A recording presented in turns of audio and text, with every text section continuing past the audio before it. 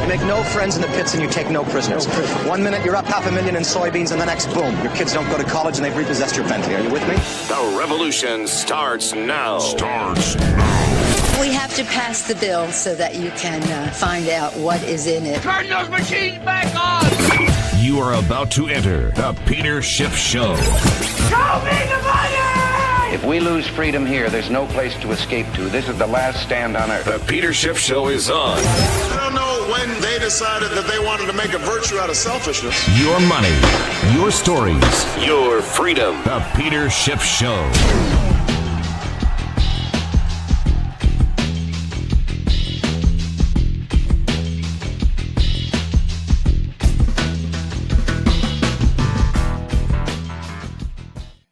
Good evening, everybody. This is another Sunday night podcast following what was a big turnaround week for the markets. It really started on Turnaround Tuesday, but it lasted the entire week. Now, I don't think it's a permanent turnaround. I think it's a bear market rally, a counter trend move in pretty much all of the markets. And this is how bear markets work. You get some pretty big short-term counter movements that, kind of serve the purpose of creating a false sense of hope that the market has bottomed out. And so some new longs get suckered in. You get shorts covering, right? They're throwing in the towel.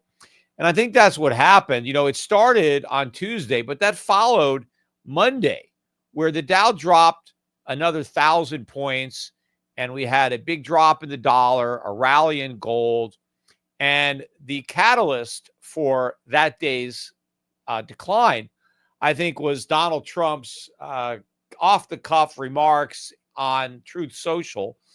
I don't know how much forethought went into this post, but he basically started calling Jerome Powell names, like they were at a playground. But he, called them too late, Powell, and basically said that he Mr. Loser. He called him a loser. And he said that Powell needs to cut rates and he can't go soon enough. We got to get rid of Powell. He's screwing up, by not cutting rates. And so the markets didn't like that type of pressure on Powell from the White House to not only cut rates, but risk being fired if he didn't cut rates. And so the markets were reacting, I think, to those statements. And I think what happened, especially looking at what was happening on Monday night, because all of those trends continued on Monday night. In fact, gold hit a new all-time record high. It was within $10 of 3,500. That's how much gold had gone up. It was above 3,490. Now, you may expect some profit taking at a round number like that. We were almost halfway between 3,000 and 4,000, and we had only just breached 3,000 like weeks ago, and now we're almost halfway to 4,000. But the dollar was getting killed. The euro was above 115. There was a 97 handle on the dollar index. Stock futures were selling off. Bonds were under pressure. They didn't make new lows, but they were on their way. And so I think looking at what was happening in the markets, the advisors to Donald Trump got to him and said, we need to do some damage control. You need to walk back that Truth Social post. And so on Tuesday morning, early in the morning, Donald Trump said, hey, of course I'm not going to fire Powell. He's going to be there until the end of his term, or I'm not going to do anything with Powell. And the market had a huge rally on that. And, it's hard for me to believe with all of the market savvy people that are in the Trump administration. A lot of people have come, from Wall Street, right, that are there. And they know that the markets are going to move big on comments that come out of the White House, even though nothing actually happens, right? Just somebody saying something, not actually doing anything, but just a post on Truth Social can cause massive swings in the stock markets, in the currency markets, in the crypto market. I'm sure there are people in the Trump administration that are trading off of this. I mean, how could they not be, given the size of the moves and the fact that, there's no actual news. I don't even know if it's insider trading because there's nothing actually happening. These are just comments that really don't mean anything. And in fact, I think the comments are specifically designed to impact the market. I think Donald Trump's comment about Powell was, oh my God, the market's getting killed. I need to turn it around. So let me reassure the markets that, there's still Fed independence, because that was what people were worried about, that, oh, this means that we're not going to have an independent Fed. We're going to have a Fed controlled by the White House, and that's going to be bad, as if, it hasn't been bad all along. But I agree that the more you politicize the central bank, the worse it is, because all the political pressure is for easy money. That's why it's ridiculous for Donald Trump to be accusing Powell of being political, in that Powell is not cutting rates, because that's political. So the fact that he's holding tight is more of an independent move, because the political pressure is to cut. Now, he should actually be raising rates. And I think the fact that he's not raising rates is because of political pressure. I mentioned this several times over the years, and I really wish I could find a recording. I remember I looked for it at one time, and I didn't find it. But I was listening to a radio program, the Motley Fool radio show. I don't even know if it's still on, because I haven't listened to it recently. But I was listening to it back then. I can't even remember when it was, but it was quite some time ago. And they were interviewing Ben Bernanke, which is probably why I listened to it. I mean, I don't make a habit of listening to it, but because I knew they were interviewing Ben Bernanke and I wanted to hear what Bernanke had to say. He was not the Fed chair anymore, right? It was Yellen. But I wanted to hear, what he said. And so one of the questions that they asked him was, and they played a clip of him saying that the subprime market was contained and, there was nothing to worry about, right? And so the Motley Fool, whoever was hosting it, said to Jerome Powell, to Ben Bernanke, so, Mr. Bernanke, how do you feel now, years later, listening to those statements that you made, knowing how wrong you were? Right? You said everything was fine, that subprime was contained, and you were totally wrong.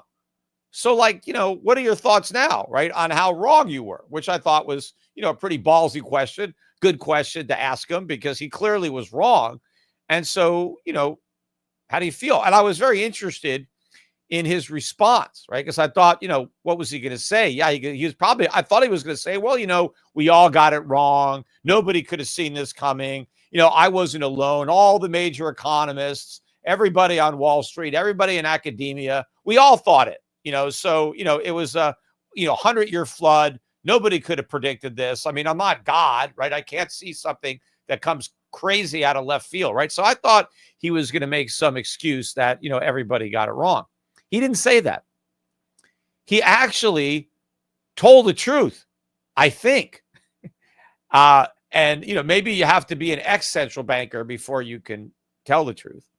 But this was his answer. I am not making this up. He said, well, to be candid with you, or to be honest, I really wasn't in a position to speak my mind at that time, because I was a member of the Bush administration. And, the party line was that the economy was in good shape and there was nothing to worry about. So I kind of had to go along with that. Right? This is what he said. So he basically said, look, I said that, but I didn't really believe it. I didn't get it wrong. I just had to put some positive spin on it, because I didn't want to say that things were bad when Bush was talking about how great things were. And I couldn't believe that he said that. And I couldn't believe that nobody picked up on it in the media, because that is a startling admission because, number one, Bernanke was not a member of the Bush administration. The fact that he believed he was a member of that administration is what should be shocking because the Fed is supposed to be political. But here, Bernanke said, look, I couldn't really say what I thought. I knew that subprime wasn't contained, that there was a big problem, but I couldn't say that because that would have run counter to the Bush administration and the message that they were sending out. And so I wanted to follow that message. I wanted to march along with my leader, and I didn't want to, veer from that message. I didn't want to send a mixed message. So I couldn't be honest. That's what he said. And so I thought that was a huge admission that this idea that the Fed is apolitical is wrong. And I've always thought that every Fed chairman seems to feel that they are, part of the current administration and that their goal is to reelect whoever is in power. Usually that's the guy that appointed them, but they want to get reappointed. And so they feel that they have to make whoever's in power look good and do whatever they want. And so the idea, right, that the Fed is independent is nonsense anyway. All they do is maintain a veneer of independence. But Bernanke let the cat out of the bag because I'm sure that he's not the only one. I'm sure Yellen was very much a team player for Obama. That's why she never even raised rates once when Obama was president. She kept them at zero the whole time. She didn't start hiking rates until Trump won, right? And then she started hiking rates. So she kept rates at zero. That was very political. And Trump was right when he ran against Hillary Clinton back in 2016 of pointing out that the Fed was political and that kept rates low when they should have raised rates. Then, of course, the minute he became president, he wanted the Fed to do exactly what he accused the Fed of doing when Obama was president, right? It was very hypocritical for him to want exactly what he was correct in criticizing. Well, if it was wrong for the Fed to be too loose under Obama, well, then it's wrong for the Fed to be too loose under Trump. But Trump is, beating the drum for the same rate cuts. But the point I'm making is it's all nonsense anyway. But when you come out and expose it, right, you really rip away the curtain and you see who's standing there. And the markets are thinking, oh, so Trump's going to, get rid of Powell and just put some lackey in there. That's just going to be a rubber stamp so that, in effect, Trump is going to have his hand on the printing press, right, and be able to cut rates. So the dollar was tanking, gold was soaring, and so he came out and he did that damage control. And so that reversed gold. So gold went from being up like $90 that night to down, $50 or something. It was a big sell-off. And then it continued. Gold was volatile, up $50, down 50, up 80. It was all over the place. It ended up down on the week, gold, about 3% on the week. But it still closed the week above 3,300. I mean, so you're talking about a high price of gold above 3,300. And I know it's down tonight. Last I checked, it was down about $20. Now it's only down about $11, 33.08. So this is still a very high price for gold. Silver at one point on Monday night, the gold silver ratio was like 107, 108. I mean, that was a new record low for silver. Silver turned around. Forgot to check the silver price, but silver was not down nearly as much as gold. And so silver gained on the week. Let me take a quick look at what silver did. Actually, silver was up. It was up 0.5%. So I think that there's maybe a chance. We'll see. I mean, I've been saying this and it's been premature. Maybe silver is bottom. We'll see. But silver actually rose 0.5% on the week. But the big movers were in the stock market. And it wasn't just because of the damage control that was done on Tuesday, but we got more crafted statements from the Trump administration, especially, I think, from Scott Bessent, about the trade war and the tariffs, and some positive statements that I think the tariffs will come down soon. Things are going well. The negotiations are going good. So a lot of positive comments. And I think we're all a bunch of BS, right? But I think these comments were deliberately floated out there to get the markets to rise, to get them to think, oh, okay, it's almost over, right? The war's going to be over. And we got this big relief rally really on nothing. But anyway, let me talk about, I got a lot more to talk about specifically about this at the other side of this commercial break. So stick around. We'll be right back. There is finally a way to trade directly on events that are interesting to you and me. Trump tariffs, U.S. gas prices, and Monday's Canadian elections. Kalshi is the largest legal prediction market in the United States. Take a look at what the markets are saying on Kalshi, where you can bet on any event. These are real money markets, people trading on what they think will happen. They're often more accurate than polls because money's on the line. Kalshi also has a mobile app so you can place and follow your bets from anywhere. Kalshi is giving away $10 to anyone who signs up at kalshi.com/gold and makes a $100 trade. Here's how it works. Every event contract trades between 1 penny and 99 cents, reflecting the market's implied probability of that event happening. If you buy a contract for 33 cents and the outcome resolves in your favor, you get $1 back, tripling your money on that contract. You can load up on as many contracts as you like, so if you think, say, the next Canadian Prime Minister will be a member of the Conservative Party and that contract is trading at 40 cents, you're effectively buying a 40% chance. If you're right, each contract returns $1, netting 60 cents profit per contract. Personally, I'm betting on inflation remaining above 3% by year end. The Canadian election is this coming Monday. If you want to try it out, Kalshi is giving away $10 to anyone who signs up using my link and makes a $100 trade. Just go to kalshi.com/gold and get in before the Canadian election closes. That's Kalshi, KALSHI.com/gold. All right, we're back. 1 second. I got to send this. Hold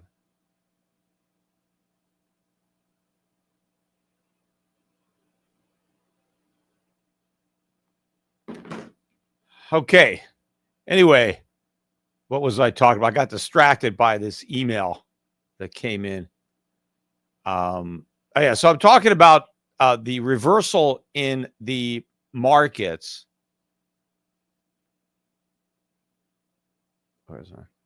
So the Dow Jones on the week, based on not only the statements about Powell not being fired, but on the trade war maybe coming to a swift ending, right? Because all these great deals are being negotiated, and obviously these high tariffs on China are unsustainable, right? That was an admission. The Trump administration said these tariffs are unsustainable. And the reason they're unsustainable is because we can't sustain it, because we would basically be cut off from the Chinese imports that are so important to the economy, right? And that's why they're unsustainable. And so, but, you know, who knows, right, how long they're actually going to be there. And even if they lower them from 140% to 50%, I mean, it's still a big problem for America, right? It's problematic for China too, but it's a much bigger problem for the United States than it is for China. And as far as I'm concerned, in the long run, it's the best thing that can happen to China, because China needs to stop trading with the United States to the degree that it does, because we're screwing them over, because we're not paying, right? We're just giving them IOUs that are basically not going to be worth anything. So their economy is getting all screwed up, maintaining this vendor financing of a customer that's never going to pay. And it's doing real damage to their economy. And the sooner they can repair that damage, the better for them. Anyway, so the Dow was up 3.6% on a week. The Russell 2000 was up 5.3% on the week. The S&P was up 5.8%. And the NASDAQ was up 8.2% in 1 week. So huge gains in the stock market, really based on nothing but hope, right? That the trade war is going to come to an end, right? Which again is an admission that the trade war is a problem, because when the market rallies is when they think it might be over. So to the extent that it's going to continue, because the tariffs, right? The end of the trade war means the tariffs go away, which is an admission by the market that the tariffs are bad, right? The tariffs are bad for the market. They're bad for the dollar. They're good for gold, because whenever they talk about getting rid of the tariffs or lowering the tariffs, the markets go up, gold goes down, the dollar goes up. So the market mechanism is saying that tariffs are bad, and the longer they're here, the worse it's going to be, right? So, it's only when Trump threatens to limit the harm that he's doing that you get a rally in the market. Now, I think the tariffs are not going to go away so easily, and so I think the markets are celebrating too soon. Anyway, I said gold was down 3%. The gold stocks, the GDX, was down 6.5% on the week, and the GDXJ was down 7%. Why? Right? It makes no sense. Yes, I know gold went down, but so what? It went down to 3,300. That is a very high price for gold relative to all of the earnings expectations for these gold stocks. Nobody that covers gold last year expected gold to be at 3,300. In fact, when gold got to 2,000 a little over a year ago, nobody thought it can go any higher. They all thought that was the top. And here we are more than 50% higher.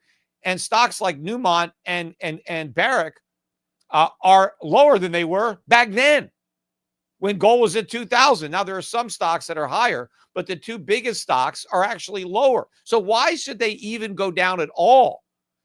They should just be going up every day, regardless of where gold is. Who cares? I mean, if gold's, bopping around above 3,000, that is a phenomenal price. In fact, we got the Newmont earnings. They were the first major gold company to come out with earnings. We got those earnings after the market closed on Thursday, I believe. And so Newmont beat its earnings estimate by 42%. 42% above what analysts thought they were going to earn. That is a massive beat. Their year-over-year revenue in the quarter was higher than the prior year's revenue by 25%. That is a huge increase in revenue in a year. But their profits, quarter over quarter, were up 127%. I mean, how many companies in the S&P 500, Newmont's the only gold company there, are going to report year-over-year profits up 127%? A crazy amount. You would think, oh, this stock's going to be way up because, gold was up like $50 that day too. It was a day that gold happened to be up. So gold's up $50, and the earnings come out, and the stock's up like 2% that after hours. That was it. And, I listened to the earnings call, and very boring. You think the guy would be excited about all this money they're making. And in fact, he said that we're going to reiterate our the earnings estimate that we have. We're on track. He said we're on track to meet estimates. What do you mean to meet estimates? They're on track to blow the estimates away. I mean, why are they? They're not even being optimistic about the rest of the year. Their average gold price for the first quarter, where their profits were up 127%, was below 3,000. It was like 2,950, something like that. So we're already 10% higher than that, which means the estimates that came out last year for Q2, they're going to kill them too, unless gold prices crash, right? So maybe even the CEO of Newmont is expecting the gold price to collapse, right? So he doesn't want to appear too optimistic on the earnings call, right? But, to contrast that, and I pointed this out, Texas Instruments announced their earnings at the same time. They actually earned less money than Barrick did, quite a bit less. And their market cap is, more than double what Newmont's market cap is. But they only beat by 20%. And their year-over-year revenue was up 11%. and their year-over-year profits was up 3%. So on that beat, the stock was up like 10%. And I think the following morning, it was up like 11%. I don't remember where it closed, but a huge gain on Texas Instruments, and it was a yawn. Now, by the end of the day, Barrick was up almost 4%. I mean, Newmont was up almost 4%. So it rallied all day, and, gold was stronger, I guess, that day. But still, it should be up much more. In fact, Newmont was down on the week. I think it was down 4% on the week. So on a week that it reported record earnings and a huge beat, the stock was still down because they're still like, whatever the price of gold moves down, they have to sell these stocks off. I mean, if the price of gold went to 10,000 tomorrow, right, and then it went down to 9,000, right, would these stocks really have to get killed? Especially if they barely moved up on the move to 10,000, right? I mean, once you have this kind of breakout, which is what we've had in gold. See, what people don't really get is that for years and years and years, gold has been underpriced and underowned, right? Investors don't own it. Central banks have a very small amount. If you look historically, even though they've been buying a lot of gold, if you look at the gold that central banks own as a percentage of their total reserves, it's still historically low. It's not as low as it was, but it's still below historical averages. That's because the currency reserves, mainly US dollars, have exploded. And so central banks have underowned gold. Retail investors have completely underowned it, and institutional investors. So the private sector has underinvested in gold, and so has central banks. And so gold prices have been too low. Meanwhile, the cost of mining gold keeps going up because of inflation. Now, if gold was purchased the way it should have been by investors and central banks, given how much inflation was being created and all the dollars and our trade deficits, the price of gold should have been a lot higher, but it wasn't. And the biggest victims of that were the gold mining stocks because they had to deal with the inflationary impact on costs without getting the full impact on the price of gold. Well, that's now changed. Ever since, I think, early 2024, gold prices are now far outstripping the cost of mining. But Wall Street hasn't figured that out yet. They haven't re-rated these stocks. So at some point, they need to be massively re-rated at much, much higher prices, even if gold goes down hundreds of dollars, because it's already moved up so much beyond the cost of mining it. Plus, this breakout means that gold is going up. 34.90 that we got on Monday, that is not the record high for gold for all of eternity, not even probably for the rest of the month. Gold prices are going above 3,500. They're going to go above 4,000. They're going to go above 5,000. So what should these gold stocks be worth? Because the cost of mining is not going to go up anywhere near the same percentage. It will go up. Inflation is going to drive the cost of everything up. But as investors realize how bad inflation is going to be and how long it's going to be here, they're going to keep bidding up the price of gold. So again, these stocks are the great buys. And I still think the best way to buy gold is to buy gold mining stocks. So you got another gift on Monday or Tuesday, whenever, to go buy these mining stocks, to buy the gold while it's still in the ground. If you didn't read my special report on Europac.com, the best way to buy gold, go to Europac.com, download it, read it, or just take my word for it and buy these stocks. And if you want, buy my gold fund because we're loaded up on the juniors, and they're even more undervalued than the big stocks. And so I think we make even more money there. We still have the bigger companies in the Euro-Pacific Gold Fund. We just have a big overweight to the small companies. And those are the ones I think that are going to give you the most bang for your buck.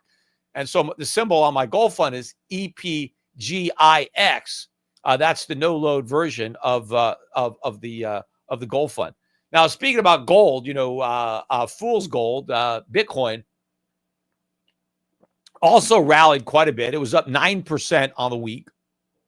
Pretty much the same as the NASDAQ, right? Up 8.5%. MicroStrategy up 14%, right? A big winner. But, earlier in the week, everybody was saying, aha, Bitcoin is decoupled from the NASDAQ. How was it decoupled? It pretty much traded just like the NASDAQ. Well, that decoupling was supposedly based on the fact that the NASDAQ got killed the previous week and Bitcoin didn't. Well, so what? I mean, what is a week? Especially because Bitcoin got killed before the NASDAQ. So Bitcoin went down more faster, and then it kind of went sideways as the NASDAQ caught up. Right? So that's all that happened. And now they both rallied, right? Bitcoin is doing the opposite of gold. When did Bitcoin finally rally? When gold went down. If gold resumes its rally, which I believe it will, then Bitcoin is going to resume its descent because Bitcoin is the anti-gold. It is the opposite of gold. And, again, the administration's fixation on crypto and Bitcoin and trying to make the U.S. the crypto capital of the world, the U.S. the Bitcoin superpower, all of this is at odds with the president's other goal of reindustrializing America, of shrinking our trade deficits, of bringing our factories back. Because if we're going to waste money becoming a crypto superpower, then we're not going to be able to have that money to build factories and the infrastructure. So we're going to have to import more stuff that we need if we keep focusing on crap we don't need in the crypto space. So if we really want to build factories, we got to stop all this nonsense in crypto. So he's got these mutually exclusive goals. But that, brings me to, segue into what I want to talk about, which is a talk that Scott Bessent gave. And even before I get into that talk, I want to mention that earlier today, I saw the approval ratings for Donald Trump because he's now been president for 100 days. And his approval rating, Trump's approval rating, is the lowest of any president at 100 days in like the 80 years that they've been doing these surveys. And his approval rating is down to 39%. Now, the record that he just broke was the one that he set himself in 2017, where his approval rating after 100 days was 42. That was the lowest. It's now lower. Now, why is Trump so unpopular? Well, first, there's a large segment of the population that is going to hate Trump no matter what, right? He's a very polarizing figure. But if you recall, I warned about this. Trump promised the moon. He promised an immediate economic boom. He set the bar very high, and he raised everybody's expectations. He didn't talk about short-term pain for long-term gain. He didn't talk about sacrifice. He didn't say it's going to get worse before it gets better on the campaign trail. He didn't even say that in his inaugural. He talked about the golden age of America beginning right now. Right? So he really set expectations high. Inflation was going to crash. The economy was going to boom. And that has not happened. What's happened? The trends that were in place before Trump was elected, the bigger macro trends, remained in place. So the weak economy that he inherited got weaker, which is what I said was going to happen. And so now the public is disappointed. And of course, the media, right, the mainstream media, is spinning this the way I said they would. They're saying Trump inherited a great economy and he's already ruined it, right? Which isn't true. He inherited a lousy economy and it just got worse. And of course, it would have got worse under Harris. Now, I know people are saying, well, no, because Harris wouldn't have imposed the tariffs. Yes, she wouldn't have. She'd have done other things that are bad. But the bottom line is the economy is not weakening now because of the tariffs. They just started. I mean, we haven't even seen the negative impacts of the tariffs yet. That's coming. I mean, we've seen some of it in the markets, but the markets could have gone down anyway. In fact, if Harris won, they'd probably be lower right now than they are because Trump won, we had a big rally in the markets. We've just given some of that back. If Harris would have won, maybe the markets would have gone straight down. So the markets would be even lower, but they can say whatever they want in the media, right? Blame everything on Trump and on the tariffs. If anything, the tariffs may have given a little boost to GDP in the short run at the expense of weaker GDP down the line, because consumers are rushing to buy stuff before it gets more expensive, right? People are trying to buy, cars now because they're going to get so much more expensive and other things. So that may actually boost the GDP a bit. So the real damage hadn't even happened from the tariffs. It's just the trend that was in motion has remained in motion. And I think people are upset that they haven't seen a turnaround. Now, I know there are people, and I see this on my X, when I post stuff, anything critical of Trump, people jump all over me, right? And again, Trump derangement syndrome works both ways, right? The Trump haters and the Trump lovers both suffer from it, right? They either he's Adolf Hitler or he's God on earth, right? There's a lot of room in between for what Donald Trump really is. But you got to accept what's actually going on here. So there are people that are saying, well, yes, the economy is getting worse because Trump is ripping the Band-Aid off, and it's about time. He's got to correct 4 years of damage, and so there's going to be some pain. If that were true, yes, that would be good. But Trump is not ripping off the Band-Aid, not even close to ripping off the Band-Aid. And the damage to the economy isn't the last 4 years under Biden. Trump is talking about the trade deficits, right? We have had a trade deficit in this country every single year since 1975, right? Most of my audience wasn't even alive the last time we ran a trade surplus. So how is this the fault of Biden? Yes, the trade deficits got worse under Biden, so he can share in the blame along with all the presidents that came before him, since 1975. But it's not Biden, and that includes Donald Trump. He was president for 4 years as the trade deficits got worse every year he was president, right? So it's not about Biden. That's not why we have these big trade deficits, and he's not pulling the Band-Aid off because deficit spending is going up. The budget that Trump is helping to shepherd through Congress increases government spending, increases deficits. And what is Trump trying to get the Fed to do? Lower interest rates. Right? Why do we have these problems? Artificially low interest rates and, too much spending, too much consumption. What is Donald Trump trying to encourage? More of the same. That is not ripping off the Band-Aid.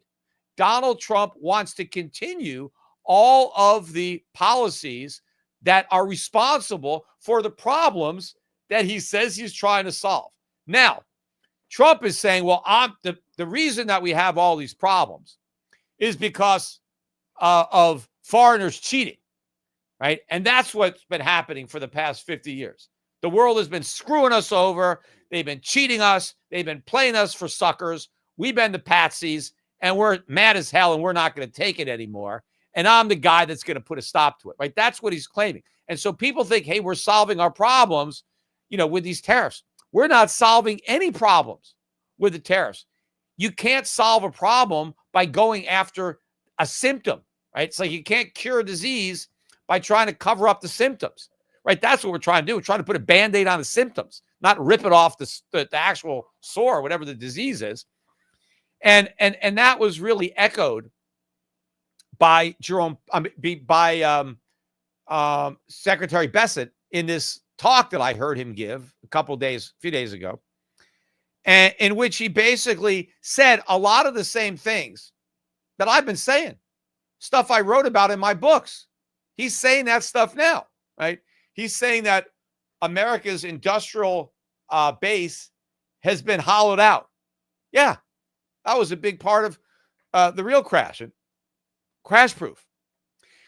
He said that our critical supply chains have been undermined. Yeah, they have. And he said that the hollowing out of our manufacturing and the basic decimation of our supply chains has put our economic security at risk. Yeah, It has. Why do you think I've been so worried?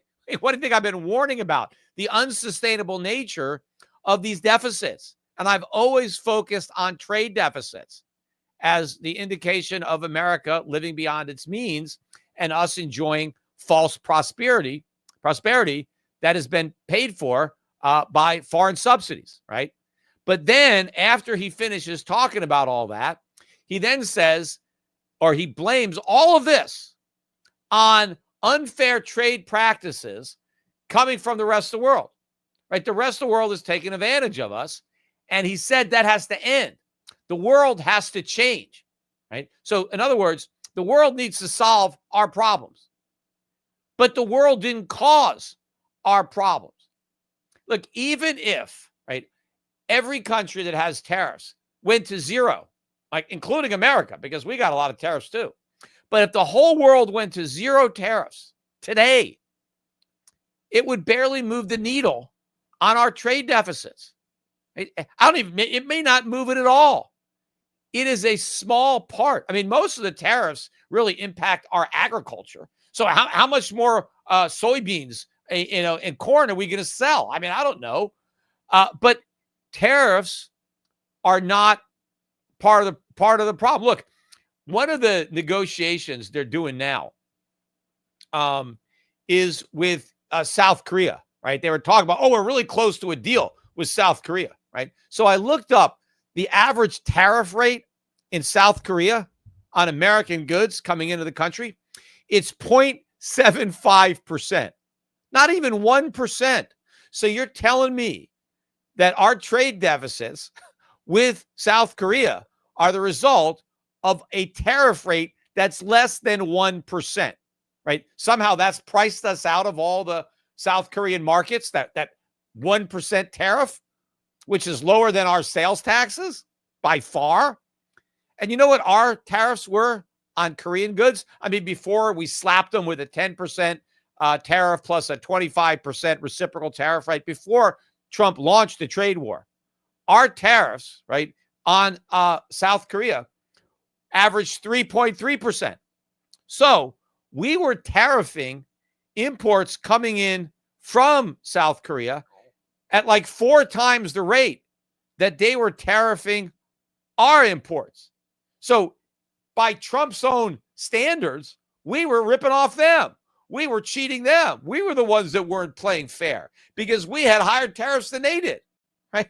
And so the whole thing is nonsense. So what are we going to win, right? So is South Korea going to say, okay, Donald Trump, we're going to take our tariffs down from 0.75 to 0? Is that really a major victory for the Trump administration? And then, okay, then we're going to get rid of our 35% or 38% tariffs. I mean, are we going to get rid of the 3.3% tariffs we had before?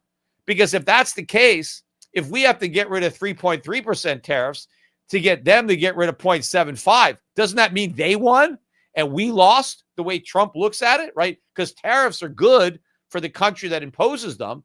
So if we have to give up our higher tariffs to get them to remove their tiny tariff, wouldn't they have out-negotiated us? I mean, so Trump is such a shrewd negotiator. We're going to give up this huge advantage to get next to nothing, right? So it's all ridiculous. India, they're talking about, we might get a deal with India.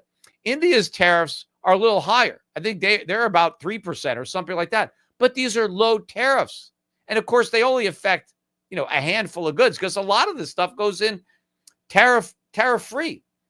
So Bessett's whole speech was the world is screwing us over and the world needs to solve these problems. But the world can't solve the problems because, again, if they eliminated their tariffs, nothing would change because the trade deficits aren't from the tariffs. And, Donald Trump posted something else on social media. And people read into it, I think, the wrong message. He posted the golden rule: he who has the gold makes the rules. And there were people that were thinking, that means that he likes gold. He wants the U.S. to buy more gold. It had nothing to do with actual gold. I think he was talking metaphorically about the trade negotiations, and that Donald Trump thinks he has the gold. And the gold that he believes he has is the American consumer. That's what they keep saying. The American consumer is the holy grail of the global economy. You know, everybody wants access to the American consumer. Therefore, we can call the shots. We have the gold. We have the cards, right? In these negotiations. And the Trump administration thinks that the American consumer is so valuable to the world, right? That the world will either relocate their factories to America in order to have access to our markets, or they will just eat the tariffs, that they want to sell goods to us so badly, even if they have to lose money to do it, they'll do it, right? That's how important we are. Even if you lose money selling to us, they're going to want to do it, right? Because we're so special, right? This is nonsense. None of this is going to happen.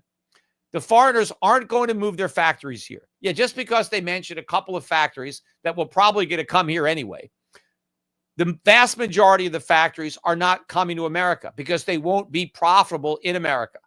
The reason that Americans want to buy all these goods is because they're manufactured outside the America. The minute we try to manufacture them here, they're going to be too expensive. That's why we're not manufacturing them here now. So there's no way to move the factories here. And they're not going to eat the tariffs. That's nonsense. These are private businesses. They're not operating at a loss on purpose. Come on. So they're just going to use the factories for something else, right? They're going to trade with other people.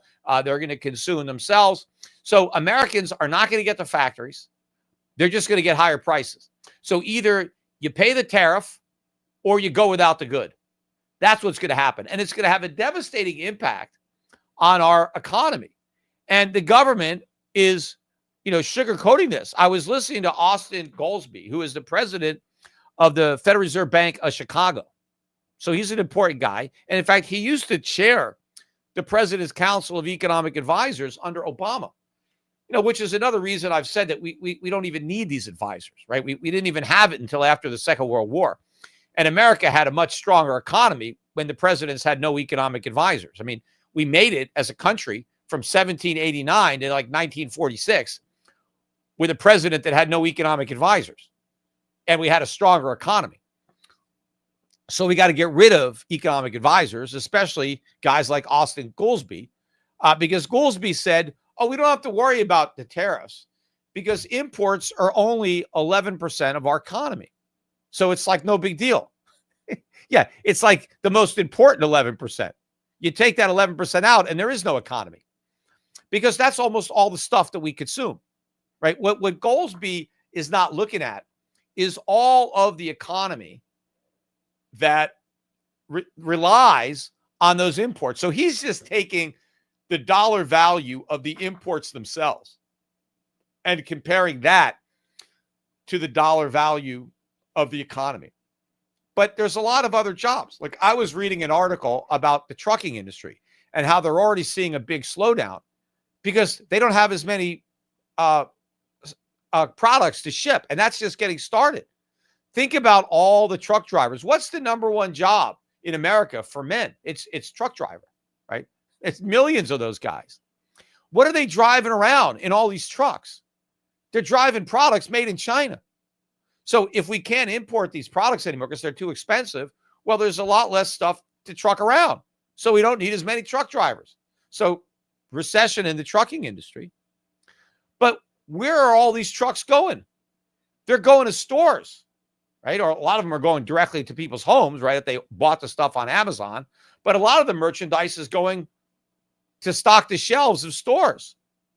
Well, what's going to happen if the stores have no goods to put on the shelves? Well, a lot of them are going to shut down because they're not going to have any merchandise. A lot of companies are going to go out of business. Now, what happens to their workers? They get fired. See, this is not part of the 11% that Austin Goolsbee said, it's only 11% because it's imports. Yeah, but without those imports, all these jobs in retail where people were selling imports, well, now they go away. But now you have all these unemployed truckers. You have all these unemployed people who are working retail. So what happens to them? Well, they don't have as much money. So now they can't spend money on other goods or services that maybe have nothing to do with the tariffs, nothing to do with imports. Gee, I can't afford to get my hair cut as much because I lost my job, at Walmart. All right, well, now the hairdresser doesn't make as much money. I mean, it's going to ripple throughout the economy. To just say that, it's not going to go beyond this 11%, so it's no big deal. Again, that's the same thing as when these idiots were saying subprime is contained. Now, do they really believe this nonsense? Or, I don't think Austin Goolsbee thinks he's part of the Trump administration. Far from it. So, he just doesn't even understand that basic part about economics. Looking at how interconnected all of this stuff is. So this is a huge recession. And again, this is not the pain before the gain. This is just the pain before more pain, because it's not going to work, right? Trump wants to, again, continue all of the policies, more deficit spending. Trump wants to cut Social Security taxes, right? Cut taxes on tip, cut taxes on overtime. This is just more Keynesian stimulus, right? More demand stoking, pump priming, so we can go out and spend more money. Well, what do we spend money on? We spend money on imports, right? That's what we spend it on. But now, of course, if those imports get really expensive, well, we'll just spend the money domestically, which means prices are really going up because the import prices will go up for the stuff we don't buy. And then the price of everything we do buy is going to go up too. So we have massive inflation. The only way that domestic prices don't go up is if we all pay the tariffs. See, then we pay the tariffs and we pay a lot more money to import stuff, and that leaves less money left over to buy other stuff. But that too impacts the economy. There is no way this massive tax increase is not going to have a huge impact on the economy. And it's not all a tax increase, because a lot of the tariffs will never get collected because the tariffs are so high that people aren't going to import. And if you don't import, the government doesn't collect the tariff, but the price of the good goes up. But just nobody buys it.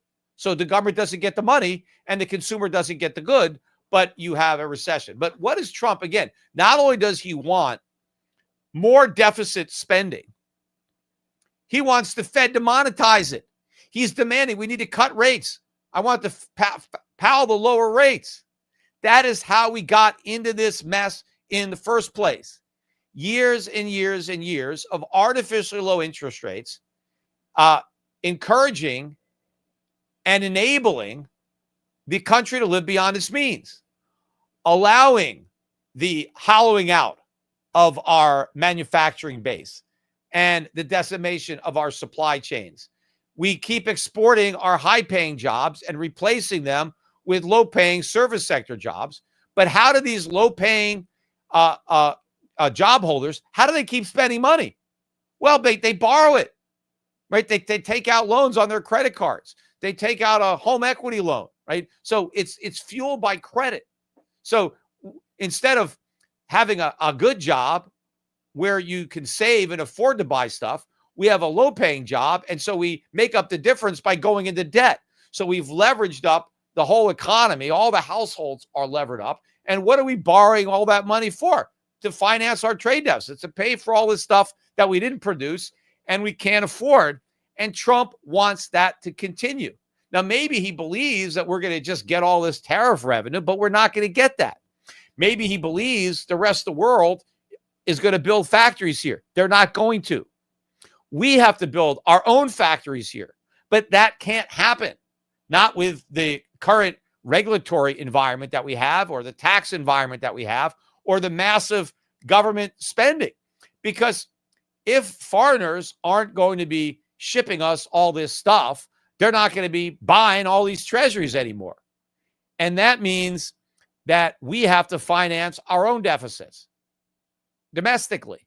And if we have to finance $2, $3, $4 trillion a year deficits, how do we do that and finance the build out of our manufacturing and our infrastructure and our supply chains? We can't. It's either or.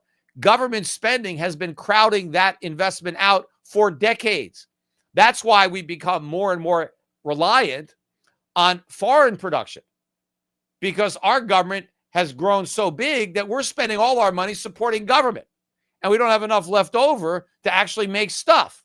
And so we rely on the rest of the world to make the stuff for us, and we've been exploiting the dollar's role as the world's reserve currency. So it's the opposite of what Scott Bessent alleged.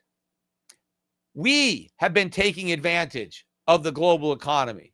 We have used the dollar's reserve status to live beyond our means. That is the reality. And we're the ones that have to change, not the rest of the world. They've just been taken for a ride by us. They should have, kicked us out of this arrangement years ago, but they didn't, and maybe we finally, slapped some sense into them, and maybe they're going to do what they should have done a long time ago. But, when people are critical of me because they say, hey, Trump is finally doing the right thing, you should just be applauding him. He's not finally doing the right thing. That is my point. Yes, he's talking about problems that in the past, nobody but me discussed.